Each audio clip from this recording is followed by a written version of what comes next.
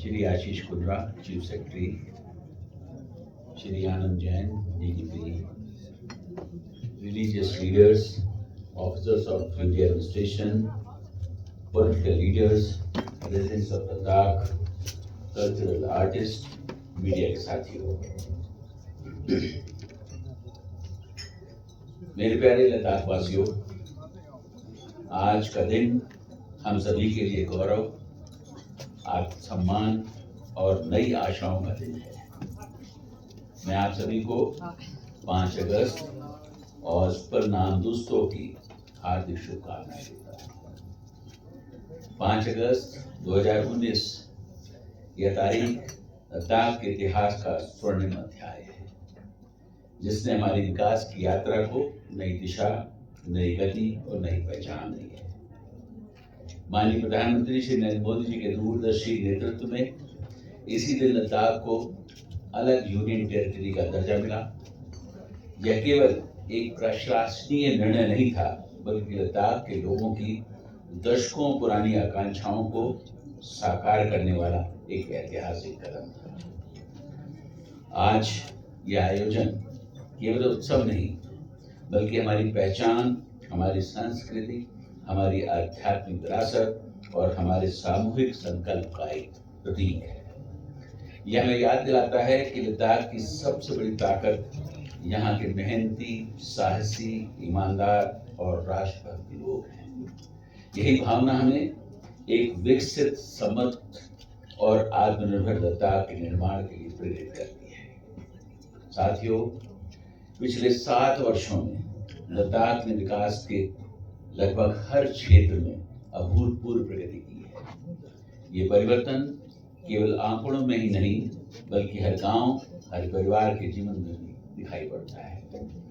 लद्दाख की विकास यात्रा माननीय प्रधानमंत्री जी के इंक्लूसिव, सस्टेनेबल और पीपल सेंट्रिक डेवलपमेंट के विजन पर प्रेरित है, ताकि विकास के साथ साथ लद्दाख का फ्रेजाइल इकोसिस्टम और यहाँ की समृद्ध सांस्कृतिक विरासत भी सुरक्षित रहे। किसी भी क्षेत्र का विकास मजबूत इंफ्रास्ट्रक्चर के बिना संभव नहीं है। वर्ष 2019 में जहां लद्दाख का सड़क नेटवर्क लगभग 1799 किलोमीटर हुआ करता था, वहीं आज ये बढ़कर 4063 किलोमीटर से भी ज्यादा हो गया है। पुलों की संख्या जो केवल 19 हुआ करती थी, वो 72 से भी ज्यादा हो गई है। बर्फबारी के कारण जोजिला, जो साल के 127 दिन बंद रहता था, अब सिर्फ 16 दिन बंद रहता है। इसी प्रकार कारगिल जंस्कार रोड क्लोजर साल के 154 दिन हुआ करता था, वो अब घटकर सिर्फ 11 दिन रह गया है। स्ट्रेटेजिक सिग्निफिकेंस वाले जोजिला टनल का ब्रेक थ्रू जून के महीने में पूरा कर लिया गया है और शिंटुला टनल पर भी काम बहुत तेजी से चल रहा है। ले एयरपोर्ट का नया पैसेंजर टर्मिनल इसी वर्ष बनकर तैयार हो जाएगा। इसके साथ साथ नुब्रा वैली में हॉयस एयरपोर्ट पर भी पैसेंजर सर्विसेज को जल्दी शुरू करने की तैयारी चल रही है। लद्दाख में हेलीपैड की संख्या 7 से बढ़कर 41 हो गई है। लद्दाख में ग्रिड से जुड़े हुए गांवों की संख्या 145 से बढ़कर 185 हो गई है। ऑफ ग्रिड सोलर पावर जो 3972 किलोवाट से बढ़कर अब 7735 किलोवाट हो गई है। फंक्शनल हाउसहोल्ड टैप कनेक्शंस जो 2019 में सिर्फ 3.5% हुआ करते थे, वो अब बढ़कर 99% हो गए हैं। 2019 तक लद्दाख में एक भी ग्रीन हाउस नहीं था, जो अब 2026 में 4400 ग्रीन हाउस हो गए हैं। हॉस्पिटल बेड्स की संख्या 824 से बढ़कर 1544 हो गई है। मोबाइल टावर्स की संख्या जो मात्र 344 हुआ करती थी, वो बढ़कर 653 हो गई है।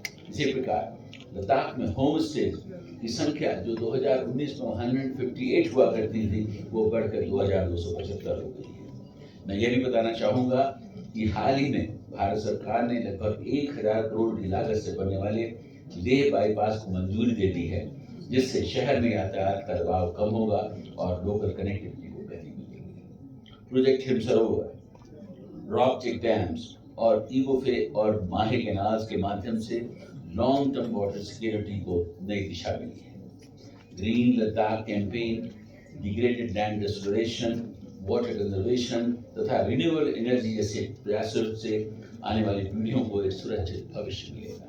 साथियों, इस परिवर्तन की सबसे बड़ी पहचान है डिसेंट्रलाइजेशन ऑफ द गवर्नेंस। पहले पूरे लद्दाख में केवल 2 जिले हुआ करते थे। इसी वर्ष 5 नए जिले बनाकर उनकी संख्या 7 कर दी गई है।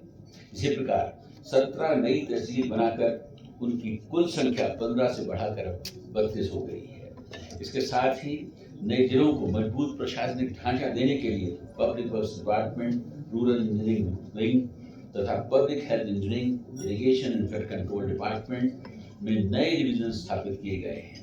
इन सुधारों का उद्देश्य केवल एक नए कार्यालय खोलना नहीं, बल्कि सरकार को लोगों के दरबार तक पहुंचाना है। आज लद्दाख की अर्थव्यवस्था का एक प्रमुख आधार टूरिज्म है। वर्ष 2019 में लगभग 2,80,000 पर्यटन लद्दाख आए थे।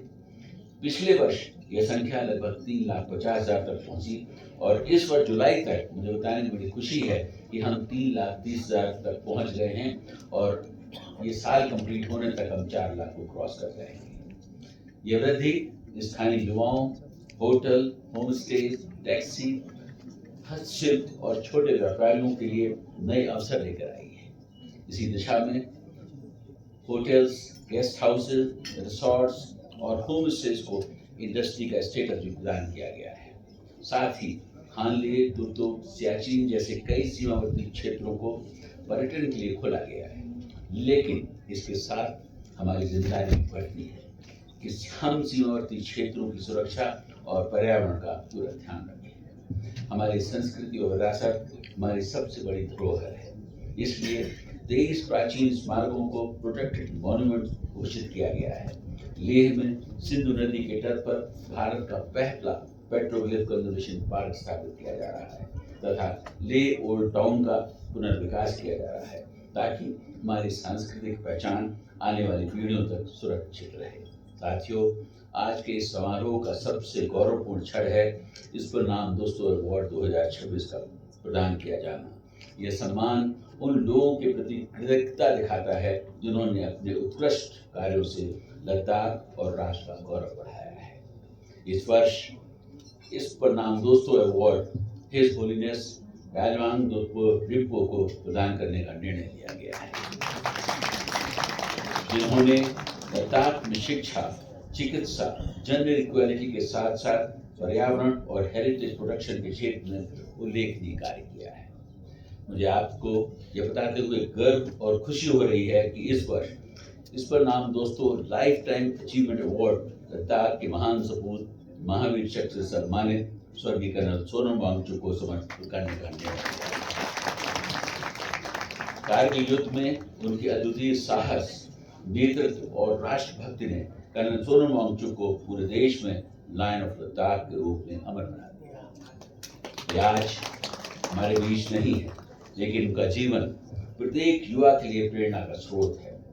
आज हम उन्हें सम्मानित करते हुए साहस, कर्तव्य, देशभक्ति और निस्वार्थ सेवा जैसे मूल्यों को भी नमन कर रहे हैं। भाइयों और बहनों, आज हमें अपनी उपलब्धियों पर गर्व है, लेकिन हमारी यात्रा अभी समाप्त नहीं हुई है। हमें लद्दाख को एक ऐसा यूनियन टेरिटरी बनाना है जो विकास, सुशासन, पर्यावरण संरक्षण, सांस्कृतिक विरासत और राष्ट्रीय सुरक्षा का एक उदाहरण बनकर सामने आए। हमें अपनी परंपराओं को संजोते हुए आधुनिकता को अपनाना है और विकसित भारत 2047 के संकल्प को साकार करने में अग्रणी भूमिका निभानी है। आइए हम सब मिलकर एक ऐसे लद्दाख के निर्माण का संकल्प लें जो समृद्ध, शांतिपूर्ण, आत्मनिर्भर और अवसरों से भरपूर हो। मुझे पूरा विश्वास है कि आप सभी के सहयोग और सहभागिता से हम इस लक्ष्य को अवश्य प्राप्त करने में सफल होंगे। आप सभी को आज के दिन की बहुत बहुत बधाइयाँ। जय हिंद।